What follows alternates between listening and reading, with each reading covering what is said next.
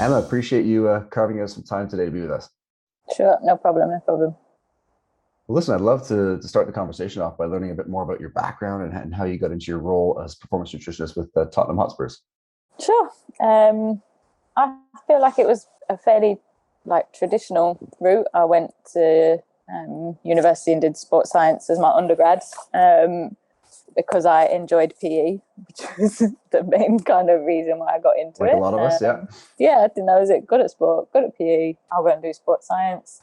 Then I realised, oh, I actually really like the science element of this as well. And it wasn't until my third year at university that I did any nutrition. So I hadn't had exposure to that before. Found I was good at it, found I really enjoyed it. So went on to do a sport nutrition masters. Did that for the year and picked up an internship within the university's performance department. Hmm. So getting deployed out onto lots of different sporting groups, athletes, individual projects, some research work, And where just was that, picking Emma? up. That was in Leeds, sorry. So at the Tremendous. time it was, this is how old I am if anyone Googles the university, Leeds Metropolitan, and now it's Leeds Beckett.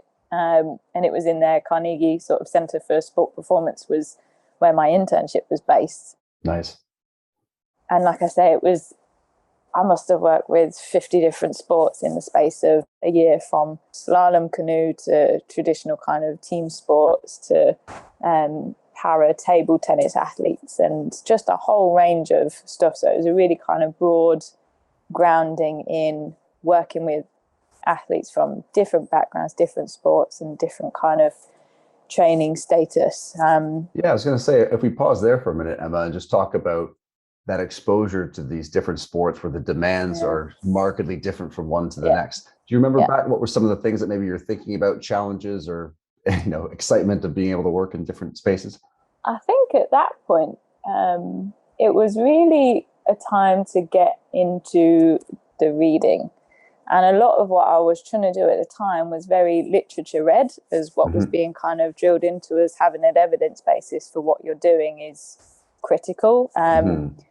The internship I was under had a really strong mentor. So it wasn't just go off and work with some of these athletes. It was actually, I had literally uh, interview practice, and we do Yeah, group sessions, and how you phrase certain questions with athletes, how you get more information out of them, as well as the sort of literature element. It was really important to pick up those soft skills, and I think that's often a thing that sports science disciplines, that pathway can lack, as opposed to, say, the dietetic route.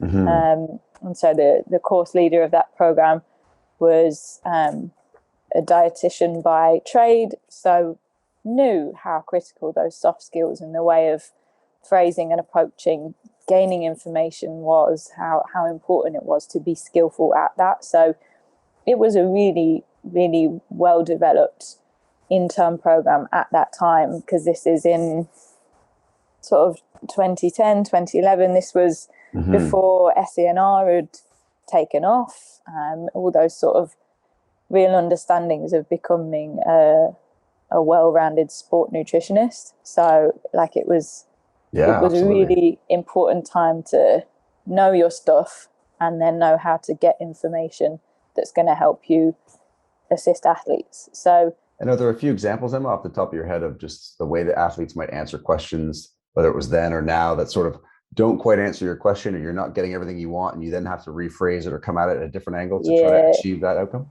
it really depended on the athlete I was working with. There were some that had come to the performance center wanting support Hmm. and really open and really forthcoming with information, as opposed to where we were working with different sporting groups and we had been told, this athlete, you need to speak to them, Needs help, yeah. or this athlete is going to come and speak to you. Sort of, it's whether it was choice. So whether the Hmm. athlete is choosing to have nutrition support, or whether they've just been advised that it would be a good thing for them. Yeah. So the way that you phrase your questions for someone not as keen to seek support, you've really just got to get to know what's driving them. What is their kind of ultimate purpose of them as an athlete. Mm-hmm. And I find it more so when I've worked with team sports, is that they're not there because they want to become the world's best chef. They're there because they like kicking a ball about with their mates, ultimately. And they're pretty good at it. Yeah, that's the thing. They're really good at that, and it's got them to a very high standard. So what's your one coming in asking me about what I'm eating, doing, sort of thing. So it can easily feel like a bit of an interrogation, can it? With the players not into it, it can feel like they're being assessed versus, hey, we're here to help you, because they're already at that level and they're already highly skilled, right? Very much so. You really got to figure out what are the barriers for this person who doesn't necessarily want to engage, and it's finding out about their life, their family situations, their day-to-day activities and habits. More of that information than what do you like to eat for breakfast, or what do you eat for your lunch every day. Because you ask them a question about food as a nutritionist, they're a bit more reluctant to say things, whereas like you ask them about what their day looks like, and if they're a student athlete, well, when are your lectures, what courses are you enjoying, all that, those types of questions that get to know more of the person, that bring them more around to sharing information when you do want to bring up food into the conversation. Whereas like someone who's there because they've come for support is generally a lot more open, and sometimes you might ask them one question and then they'll be talking for 15 minutes and you don't have to say anything else.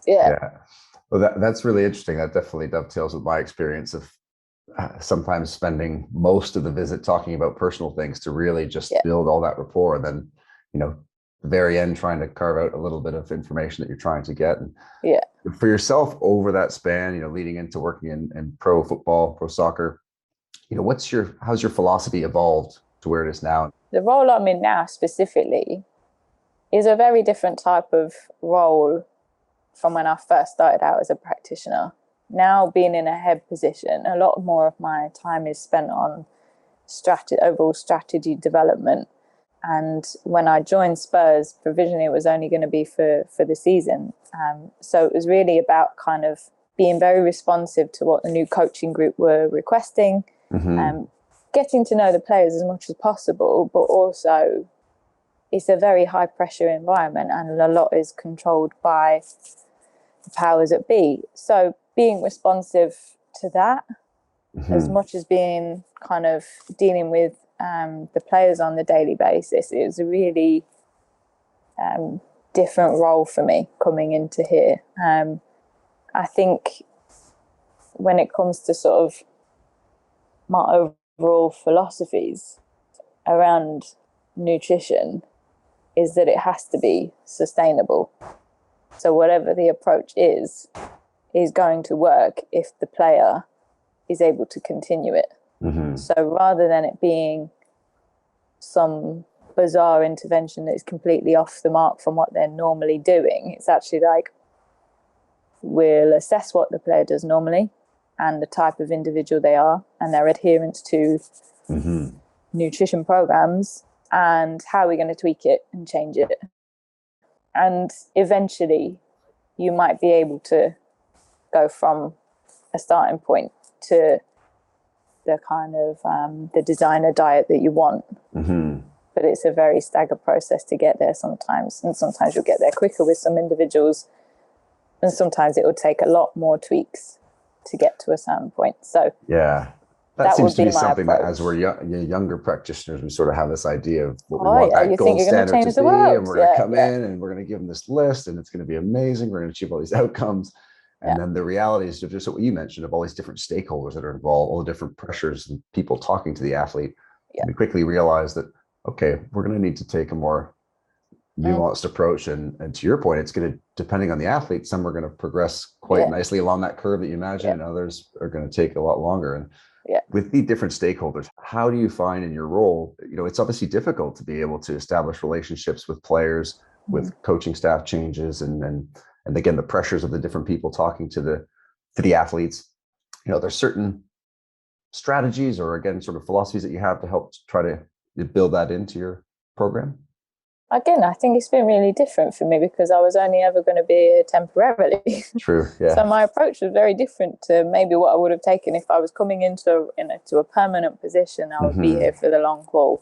I've had to make very rapid changes and modifications to the whole nutrition service Hmm. that I didn't expect to make Okay. because of coaching changeovers. So I was kind of coming in hoping to just keep the ship sailing along nicely, and we get a new coaching group in with a whole different philosophy and beliefs around nutrition that I have to be very responsible for making change very quickly. This is pro football in the UK. Like, it's relentless, it's savage. It can be, if someone doesn't like you, you're gone, Yeah. because there's always someone there to take your place. So I think people, it sounds ruthless, and it is ruthless, but people are expendable. And me, I'm not precious about that. I know if I leave in a week, in a month, in 10 years, give it a week and no one will remember, because there's someone else. There's constant evolution that kind of happens that you have to roll with and deal with and be very, very adaptable. Yes. Sounds a lot like American sport with, the NBA or the NFL or whatnot, where everything's moving at a quick pace and we've got to be able to react very acutely. Yeah. And as a practitioner, you've got your sort of big rocks or the things that you like to establish. So you touched on some of the acute changes you have to make. Are you able to share a couple of things that you sort of had to pivot on quite quickly to be able to adjust to the new regime? So we had the new coaching group come in, and they didn't want to see a buffet. And athletes in general are brought up on a buffet. You educate them on what to select, what to put onto their plates. This coaching group were like, get rid of the buffet and just give them what they should eat. Just tell them what they should eat. Now, I'm very much a person of, people have free will, so maybe not quite like that. But we have had to implement a system where we don't have a player buffet. Every player has an individually designed menu selection that is tailored to the gram of what they need. It's based as much as we can on their training demands. It's a completely different way of athlete. We've had some athletes, some of our older players, who've been brought up on a buffet for 20 years, and they're like, why can't I have the buffet? It's completely foreign to them.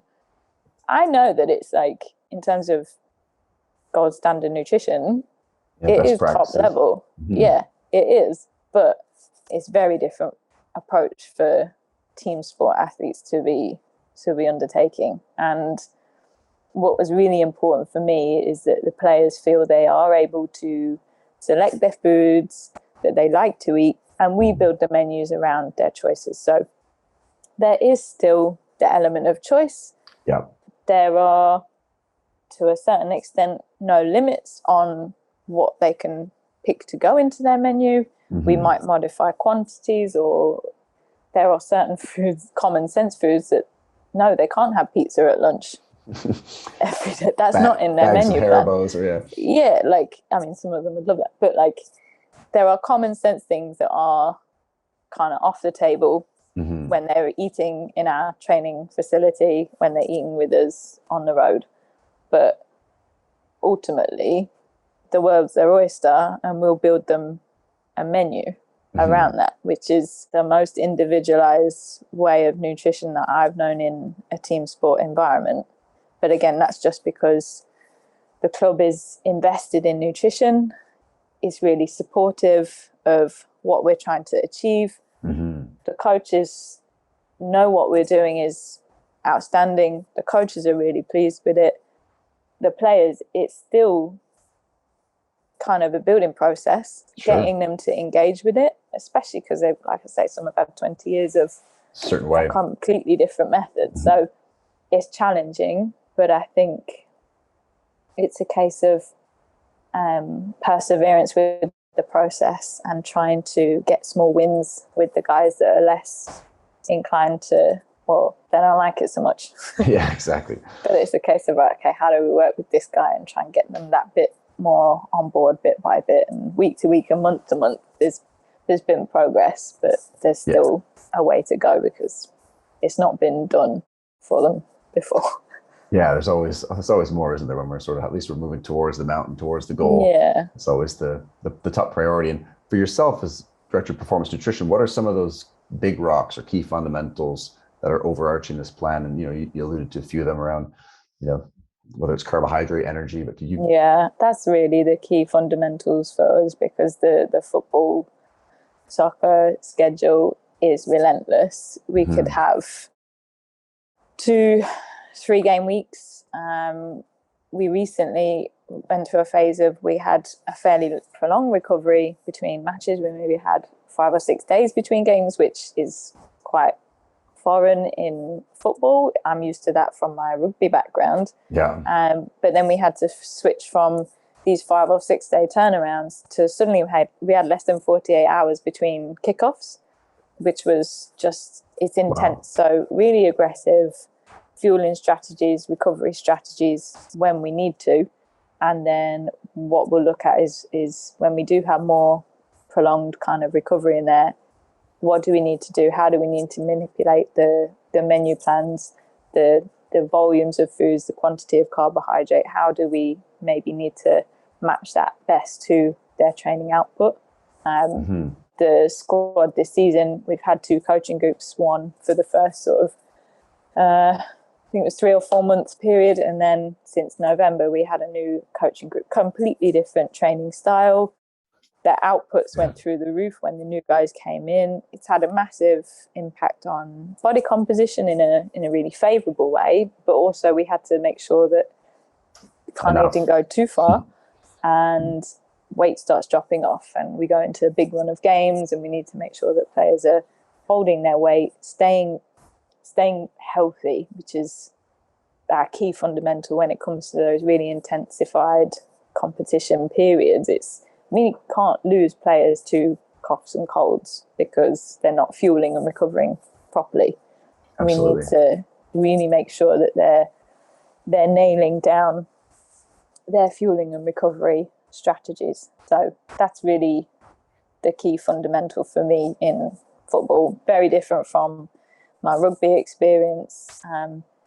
It was a lot more strength-based, gym-based training programs. So completely different approach to what I'm doing here. It was getting heavy, keeping heavy, building muscle, recovering from a different type of training stimulus. Whereas here, and you mentioned obviously, energy expenditure really ramping up with the new coaching group. When it comes to assessment tools like body composition or weigh in, weigh outs, what are you guys, what are some of the tools that you might use to be able to inform you that, hey, this player's losing too much muscle mass, or we're not refueling adequately? Because we have so many fixtures through the week, we do a match day -1 weight measure. We don't take it every day. The players might be in with us every day, but for me, it's just too much. And you see some players, they start to show a bit of obsession around the scales. I mean, they could, if they wanted to, weigh themselves every day, that's fine. But we keep a record of the match day -1, which could be, like I say, 2 to 3 weigh-ins a week, as it were. So we use that as a kind of monitoring tool. We do skin fold assessment. We do it more frequently than I have previously in my experience. And again, that's the compromise between coach's request and then professional practice. So we do it more frequently, and it does depend on the player as well. So if we have a player who shows very good stability in terms of skin fold assessment, we don't measure them as frequently. If they're moving by it's very stable, plus or minus, what's the point in throwing that into their heads as well? They have enough on their head to play going on, not to be a do bodybuilder. anything else with it. Yeah, exactly. So we don't measure those guys as frequently. For the guys that are further off their target or show a lot more fluctuation to a season, we do measure them more frequently. We measure our injured guys more frequently as well from a skin fold point of view. That's in general what we currently do. What we're fortunate enough to be able to do here, we're setting up a research program around body composition. So we're able to We're going to be installing a DEXA scanner on site, so we'll be able to utilize that through the season. Again, sticking within all the kind of advisory regulations, we will do it 3 to 4 times a season, potentially, maybe more frequently if we have any long-term injuries, but we'll also be able to utilize that for a much more accurate assessment of muscle mass maintenance throughout the course of the season. So that's something that we are implementing for next season, which is exciting. And to me, in my previous experience, I would have used DEXA and skin fold assessment alongside each other to give a much more rounded picture, because there are certain assumptions you can make from anthropometric measures. However, there are sometimes assumptions. So it just gives a bit more detail and a bit more clarity on what really is happening for this individual athlete at key time periods where you might want to, again, if we're having intensified competition period, do we need to see what is happening to the guys at that period? We have the World Cup this year. We might, if possible, be able to do some work around where they leave, what they return at, what the impact of the World Cup will have from a muscle mass point of view, from an overall health point of view as well, which is, if we can get everything kind of signed off and done, that would be quite exciting and some quite novel information for us. So it's a developing piece. I think it just shows, again, the investment the club has in nutrition and driving the quality of provision that we have on. I think what will be really important for me as well is to integrate a research program for our women's squad, and also from our academy point of view as well, looking at growth, maturation and bone health and healthy developing young boys. So again, just the whole sort of avenue of research we're going to be able to go down is massive, and it's just testament that the club is there to support that. So it's a really kind of positive place to be as a nutrition practitioner, which is nice, and being able to have autonomy and control over that is tremendous. Again, it's the ideal kind of position you want to be in as a practitioner, which is nice. It's interesting you talk about that ability to have the hands on the athlete with the caliper test and what that information can tell you when you're actually sort of touching an athlete, or even the conversations you might have versus something like a DEXA scan. Following up on that, with the athletes that are struggling to get leader, between a caliper test where we are pinching and prodding, or a DEXA, or some of the trends that you see those athletes in terms of their dietary patterns, what are some of the things that, where does your brain go? What are you thinking about when you see that athlete struggling in terms of some of the roadblocks that might be preventing them from achieving that outcome? I think within this environment, we have professional athletes training to such a high standard. These are top flight players. Of the top flight professional players, even. Yeah. If they are not able to achieve a good standard of body composition, and especially the coaching group we have in with us now, training stimulus has so much more of an impact with these guys than I would argue that their nutritional intake does. So if a player is training to the level that we are, and their body composition is still not shifting, improving, then I think that really does highlight where they are essentially, excuse my language, fucking about with their nutrition. Yeah. You cannot train to this level and still not hit targets. It's the basis of it. It's going to show itself, right? It really shows up. And I think I think it's actually by the end of this season, all the players have hit the targets that they needed to. Yeah. So again, that's just testament to the overall training philosophy and approach that is implemented here. And again, that shift towards player engagement with nutrition, within engaging with their overall targets, again, because we set targets that are realistic for that individual athlete as well. Yeah. We might tweak and change these as we see progression and we see actually they are able to hit these targets. Can we make it a little harder so that there may be certain positional groups that they are more in line with not just the average, but are we all pushing to be the best? And that's kind of what you need. There's no point necessarily just working towards like, is there minimum standard for that position? Yeah. No, if we're top flight, you're all going to try and be the best, and that's what you should all be trying to achieve. So I think it really shows, like I say, if they're not on board with their nutrition. And at times, that's fine, because you might go mental. Yeah, for sure. So that's fine. But on the whole, you need to be on your game. If not, it really shows up. If you aren't able to cope with the training, if you're the one that's flagging in sessions and everyone else around you is flying, it shows. It highlights quite easily. So I think we've got to a position with this group of players that 90% are as they should be. And like I say, that there are some that they go through periods where they're really engaged with it and then they drop off. But again, they can only do that for a certain period of time before it shows in their output and their performance. So the learning curve is always steeper for some, and like you said, it's top flight, ruthless environment. So that's the thing. Got to get with it pretty quick, or else someone else is there to step into your spot. It's objective data as well. It's not just my opinion of what you look like. Sure, which is sometimes the kind of the thing that happens with coaches is what they're seeing as opposed to numbers. Whereas like I'm a very much like an objective data person. And how are you feeling in those sessions?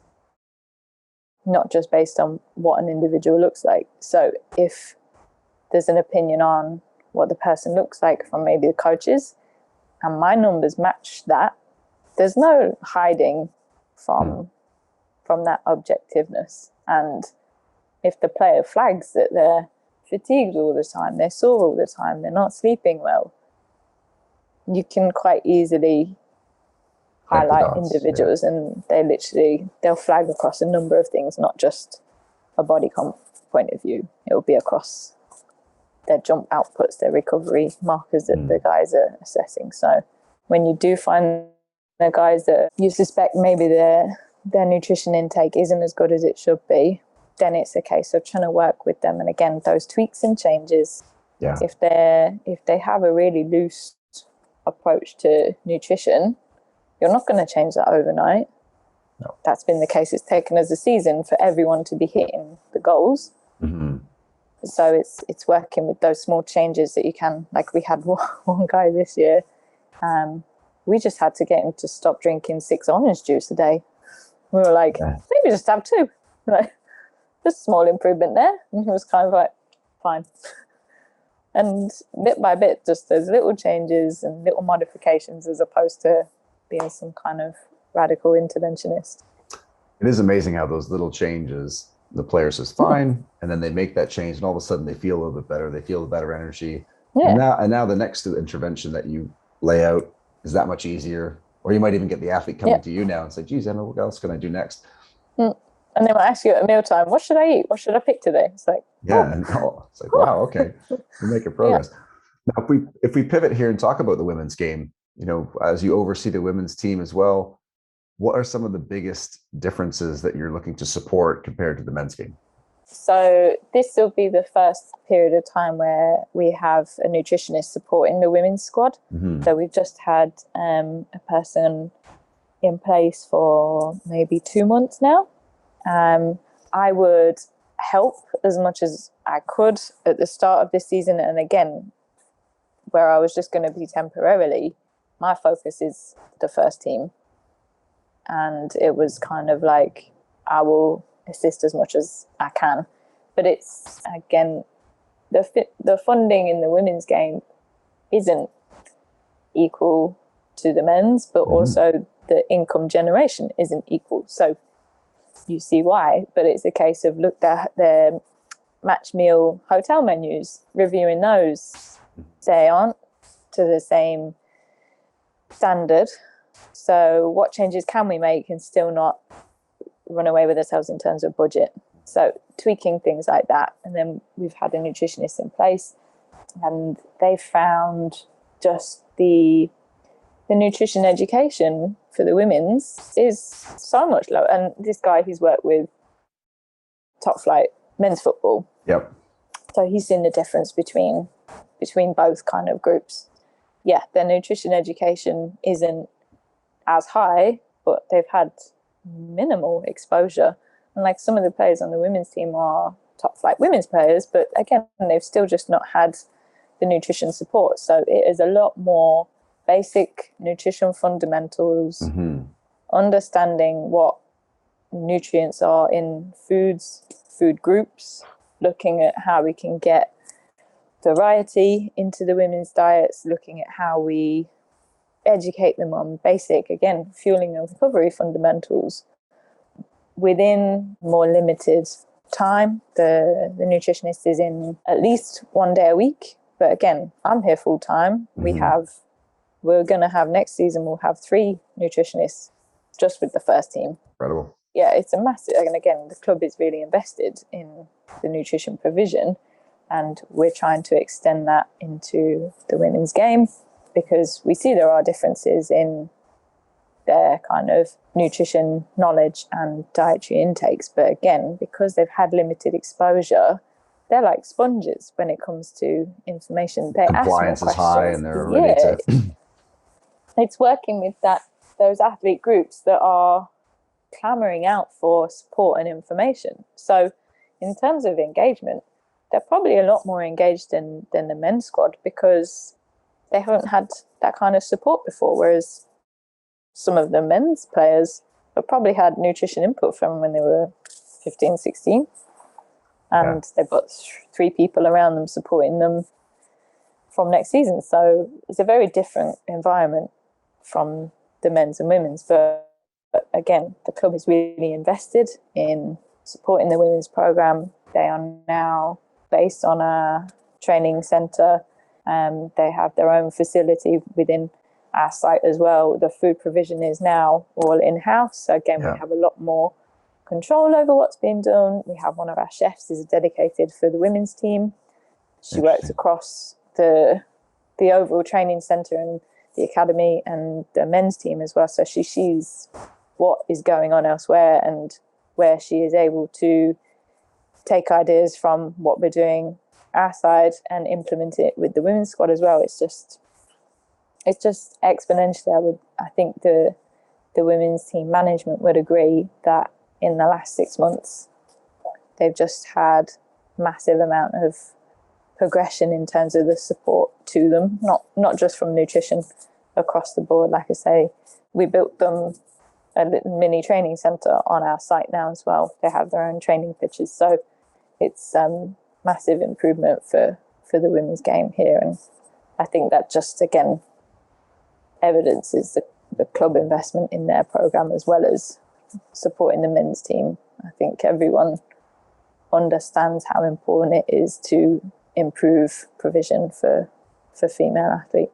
That's tremendous. It's great to see, that provision increasing. And as you said, we see this a lot with Olympic athletes, don't we, as well, who are not, the funding's only to a certain level and they're like sponges in the sense of wanting to have the support and what else can you do? And I like how, you're mentioning here all these sort of key fundamentals that we need to get in place before we get into any type of real, personalize or customize, because we've got so much to build on initially. Yeah. And again, if we transition to, end of season, you guys had a tremendous finish, obviously qualifying in the top 4. As you go through the off season now and you start up thinking about the preseason for next year, if we think about lab testing, biomarkers, are there certain markers that you like to run or that are important for your program that you want to make sure are checked off the list? Yeah, so when the guys return in, we'll have your usual screening day and we'll do a blood assessment. So we'll run a nutrition panel within overall blood assessment, and there's a whole load of nutritional markers that we might be implementing that will dictate some of our menu planning. So because we do our individualized menu approach, when we see a guy is low in a particular nutrient, vitamin or mineral, we plan that into their menus. So if they're low on their zinc intake, how can we modify the foods that are going into that dish so that we're ensuring they have they're meeting even basic RDA kind of guidelines. So We'll do a blood assessment panel. We'll do a body composition assessment. I'm not sure if we'll have our DEXA installed at that point. We're currently building a room for it. So nice. Fingers if crossed. we can, we'll get it in. But if not, we'll take that assessment possibly at the end of the preseason, maybe, and tie it into a kind of a timeline over like a start and end of preseason, mid-season, end of season sort of time scale. But if not, we'll do some of skin fold assessment there. We have a group come in and they'll do some sweat testing on our guys as well. That then dictates they can have kind of prescription hydration tablets made up. So again, they'll have different kind of sodium quantities based on their overall sweat rates. So again, we try as much as possible when we do these broad assessments. How can we then make that actually count for something in that individual's program? So we do bloods, great, and we can supplement off the back of that, but also how do we build that into menus? The hydration testing, how can we make sure that is personalized for them as an individual? The skin fold assessment, they all have been given targets to try and come back at the end of their off season. They are realistic, whilst also not being kind of too easy, because again, what is really important too far off piece in the off season. Yeah, exactly. Like what we'll find a lot of athletes, not just the guys here, over my experience, we'll get guys that come in at a certain level at the end of an off season and they'll really improve, and then they'll just go straight back to where they were. Whereas I'm kind of like, no, let's improve year on year. Yeah. So don't come back in a holy show of a mess. Let's get a little bit better when you come back this year, and then next year we can bit by bit, especially with the younger guys, you have much more potential for that runway. Kind of progression. Yeah. And Emma, is there a frequency to the testing, to the blood biomarkers that you appreciated? Probably pretty dynamic, but throughout the season? Yeah, no, we in general, like from a bloods point of view, we'll do an assessment at the return points at the start of preseason. In general, we'll do one around sort of the autumn, fall period. We'll also try as best we can to do one either before or just after a really intense period to see if there's any impact of a really congested fixture period. Is there a knock-on effect in terms of maybe their iron levels are changing at certain kind of the back end of that congestion? And then again, we'll try and do one sort of as we lead into summer months, just to see that towards the end of the season, because there's the impact of just accumulation of fatigue over the course of a season, is that having a knock-on effect? And how can we kind of do our best to keep players at the same level the whole season through? Essentially, we want to avoid any drop-offs and kind of periods where end of year period is always challenging, isn't it, with that accumulation of the year and then congested schedules or playoffs in American sports. I mean, exactly. Like if we end up running through a long season, we could have up to 50 fixtures. The knock-on effect of that, even like for us, where we had slightly longer turnarounds between games towards the end, there's still a whole load of games we played in the lead up to that. So yeah, we might have a bit more recovery between games, but are we already kind of in a kind of poor position before we get into that bit? Yeah. And then suddenly at the end, we've got a really congested 48 hours between fixtures. Are we able to cope with that? So it's about kind of long-term monitoring of their overall health that we're maintaining throughout the course of a season. And so you kind of have to be smart and pick and choose when are your critical time periods. For us, next season is going to be completely different because of the World Cup. So we're going to have probably a break period. I think there's maybe a 6-week period where there's no Premier League fixtures, no other football going on apart from World Cup. So how are we going to cope with that, and kind of what are our critical windows that we need to make sure players are good when they come up to that break period? Are they good when they come back from that break period? what's the overall just impact of a World Cup at a different time of year going to have? Because it's not at the traditional time. So. Yeah. I imagine a lot of the players at Tottenham will be playing for their various countries, but I also imagine there's some players that might not be playing, and so that must present another challenge to you and to the staff. That's the thing. Like we might only have a handful of who are not involved, but what do we do with them? How do we keep their training stimulus high without overdoing it? Making sure that they're best prepared for when normal football resumes. Are they ready for that, or have we underdone it and they're not, and they're undercooked, overcooked? That bacon an athlete is. It seems to be the two sides, isn't it? The ones that are competing at the World Cup are going to come back. Yeah. Hopefully not too overcooked, and the other ones are going to be. Yeah, that's the thing, though. Sometimes I think the groups that are not involved in those big competitions, sometimes they're almost equally at risk of being overcooked because you feel like you have to be doing something with them. Yeah. Whereas it's going to be a really interesting season to see kind of what the approaches are, and all clubs are going to do it slightly differently because all coaches have different philosophies and approaches. So it's going to be a very interesting year. I think everyone has learned through the pandemic to be an adaptable person and practitioner. This is just going to be another kind of adaptability test. So I think we're all well averse to dealing with changes, though. Yeah, and obviously the World Cup's a stressful event, or competing for the country, competing in the Premiership. If we talk about, mental health, stresses on the player, from what you've seen and experienced over your career, whether at Tottenham or previously, we see trends, especially in North American sports, with younger athletes struggling with more sort of anxiety or even low mood at ages that would be surprising from a generation ago, where we wouldn't necessarily see that. So curious to see, what you've seen in your experience. I think it's interesting when you say, like, we might not have seen it 10 years ago. I think maybe they just didn't communicate things as much, and people were just not as aware. So we probably had the same incidents of people experiencing bouts of anxiety and depression, but our overall societal acceptance that is a thing has probably improved. So for sure, it's definitely part of it. Everyone's a lot more aware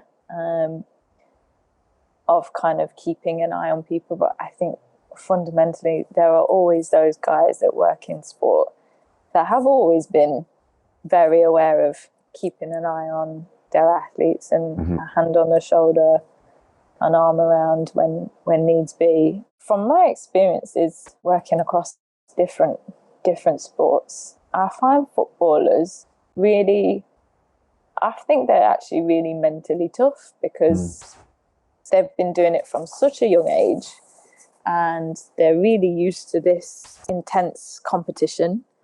They're used to going out on a week-to-week basis and standing in front of 60,000 people, whereas like in rugby, stadiums don't hold as many people. So when it comes to like the big games are big games. Whereas in football, a big game is just slightly bigger than the last big game because every game is massive.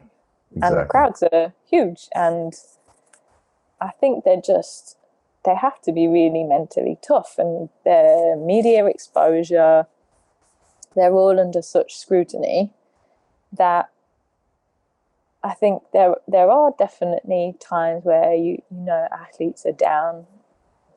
It's easier obviously spot through periods of injury, but there's periods where the player hasn't just been on top form and they've been scrutinized for that, and you can see there's a change in their mood and in their form. And I think it's just really important that you're asking them how they are, asking them more about them. Again, it comes back to those soft skills, asking if they're okay as a person, and also knowing some guys don't want to share everything with you. They're probably happy to share it with friends, families, partners, or maybe just one of the support staff that they like, that they get on with well. And I think what we as a team here, is really important for us to communicate that. So we don't have to ask a player every day how are you feeling? Mm-hmm. Yeah. Sometimes it's like, he's a bit down. I don't think asking is going to help. So, because it's natural, it's like with injured players, you ask them how they are all the time because they're injured. Mm-hmm. It's natural to like, how are you? And sometimes they just want to tell you to piss off. But they'll just go, yeah, fine.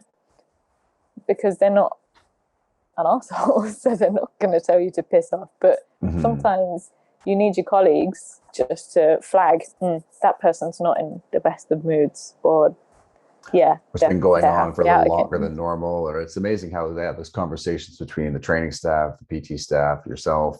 If people are picking up on these behaviors that are out of the normal of what they normally are, now all of a sudden it's time for maybe a conversation or for one of those individuals to and who's the best person to have that conversation as well, because it doesn't need everyone sticking their nose in when it's just it's very much like very intense then for an athlete to be peppered by everyone how they are. Oh shit, I'm injured. I'm not going to be in great form. So maybe just the one person needs to check in with them, and they don't need peppering all the time. And some people they do just need a bit of attention every now and again.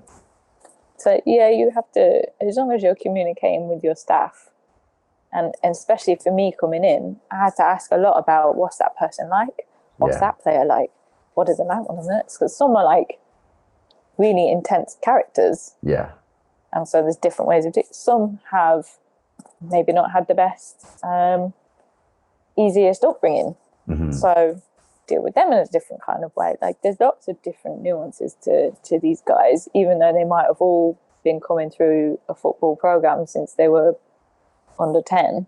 Their actual background and temperaments are very different. So it was important for me to ask a lot about what's that person like, and on how I deal with them is different. I was going to say, on that continuum of sort of mental health into mental performance, with sort of a performance psychologist at Tottenham, or that's always an interesting aspect of how mindset dovetails into even things like nutrition, but curious in terms of the mental performance side, how that fits into the model or how that impacts you as the director of performance nutrition.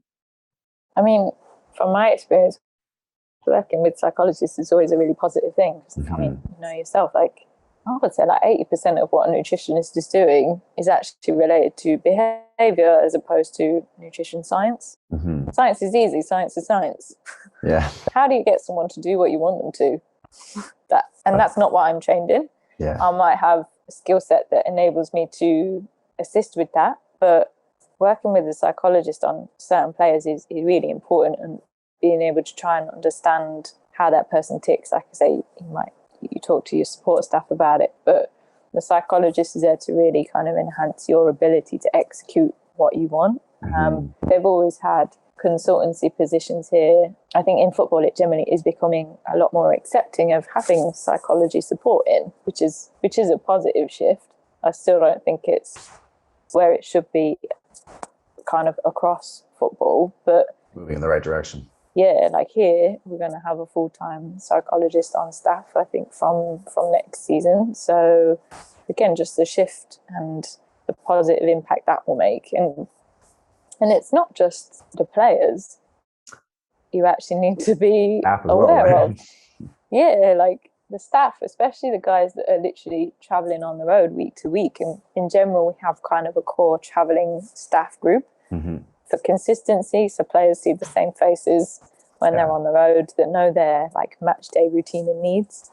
So it's really positive that we have that, but also that's really relentless for staff as well. So when someone's not on top form, or when they are a lot more irritable than normal, and it's again being very conscious of that and how much of the daily normal abuse and kind of things you can get in, and how when is the time not to be kind of going in at someone about XYZ. I think it's really important to be aware of staff as well, because the more you can build relationships with your staff, the better you're going to have, the better ability you're going to have at integrating and interacting with players if you know more about what's wrong with that person today, what happened on the weekend if you weren't there, or what happened on this day if you were off. Like, from a club point of view, again, it's it's probably quite unheard of, but we really try and encourage people to have the 2 days off a week. So for that very reason, we have a kind of match day nutritionist who travels a lot. It's really important that I make sure he's having appropriate days off and the timing of those as well. Because I know after a really long European trip, he's going to be dead. So make sure his day off is match day +1 or +2, whenever kind of suits. But making sure he's having adequate time off, I think, is really important, because like in rugby, it was a weekly, week to week. There were down periods. There's been periods of time where we don't have, like, the squad doesn't have days off. So the players are in every day for weeks at a time. We need to make sure that staff are having days off still to be able to cope with that pressure. Staff days are longer than player days. I don't think the players always realise that these guys might be here from 7 in the morning until 7 at night. So I think for me, coming in, especially on the temporary basis at the start, was to make sure that I was more bothered about building relationships with my colleagues than I was with the players, which sounds the opposite of what you should be doing. But on a short-term basis, I thought, I need to figure out more about my players, but utilizing the people around me so I get that information quickly. So for me, it was really important to build good relationships with my medical department, where we sit. We're all in a massive office together. I have to be able to understand all the people around me that are going to be around me a lot more than the players are, but it will enable me to have better interactions with players. It's such an interesting aspect. I mean, even the sort of performance staff health side of things, we always talk sort of nutrition and sleep and recovery for the athletes. And as you mentioned, performance staff logging such long hours, if we're not supporting their health, how do we expect them to perform at the top of their abilities as well? So, and I really appreciate you carving out some time. I know you have long, busy days. It's been a long season. So rounding things out here for you, when you look at things, 5 years down the road, where do you see the next frontiers in performance nutrition going? I think from a team sport element, I really hope that we do move away from a buffet approach. I found it, and I think before, having done it here, I would have thought being able to do individualized menus for team sport athletes on this scale would be like, oh God, a nightmare. Impossible. But actually, we've done it, and it works really well. And I know that it's top nutrition practice. So I would hope that from team sports that it does shift that way. It might not be an everyday thing, but if you know that you need to ensure your athlete is getting 6 grams per kilogram on a match day -1, how about you plan their meals to have that? I mean, you can always get used to portioning, and you might do weighted foods, but we actually can do this bespoke menu planning on a team sport scale. So I'd hope there is a bigger shift to individualization for a team sport. I think that's something, having now seen that it's doable, I hope that becomes more kind of commonplace, common practice. It might not be in the same way, but I think it's important that we realize as nutrition practitioners that it is possible. Yeah, and it's interesting, isn't it, the downstream effects of a player seeing a plate that's appropriate for them, of what that might do to when they're eating at home, when they're not, all of a sudden that plate's going to start looking a lot more like what you're trying to give them, isn't it? So that's tremendous. And they know that they need to get more of mineral XYZ. And they do it. The training said, I'll just put those foods at home as well. These guys have personal chefs and everything. We can then communicate to the chefs. So, here's their training day menu. What are you doing at home? And we can demand more of the people providing food at home in the kind of training environment. So I think it just pushes the standards of team sport nutrition. Fantastic. And listen, one last one for you. If one big lesson or one piece of advice that you might give an aspiring performance nutritionist or sport dietitian, or even an S&C coach who's got a deep interest in nutrition from your career at this point. from being a female working in men's sport, I think my advice is to persevere, because it's really challenging. It's more challenging in this environment than I've ever had before, because of kind of football tradition. But I think bit by bit I've managed to change perception of being a female practitioner, and what that means and how you go about your business. But I think it's be persistent, be relentless, and keep pushing. Like, there's definite periods where you'll feel like, oh, this is very hard. Surely this would be easier to do something, to work in another sport, to work in another. Like, I've seen female practitioners completely drop out of the profession because it's just really hard. Whereas I just think, just keep pushing. And the same, not just for female practitioners. Sport nutrition can be really tough. So if you're passionate about it, you just got to kind of keep pushing, stick with it, and you will get inroads and you'll make progress, and you will be able to shift and change perception so that you're able to do the outstanding job that you're capable of. Tremendous. And I really appreciate the insights. This has been great. I could pick your brain all afternoon, but I want to respect your time. I feel like I can waffle on a lot as well, so it's probably best that we do. Where can people stay connected with you and your tremendous work? In terms of like social media, I use Twitter for work. So I usually just retweet jobs, though. That's not bad for this audience. That's not bad. I feel like I just promote jobs in sport nutrition. So that's probably my main, like, I'm on LinkedIn as well. It's like a work point of view. So they'd be my kind of work socials, as it were. Perfect. We'll include those links in the show notes. And again, thanks again, and enjoy at least a few weeks off before you guys get back at it. Yes, I definitely will. Perfect. Thank you. Thanks for having me on.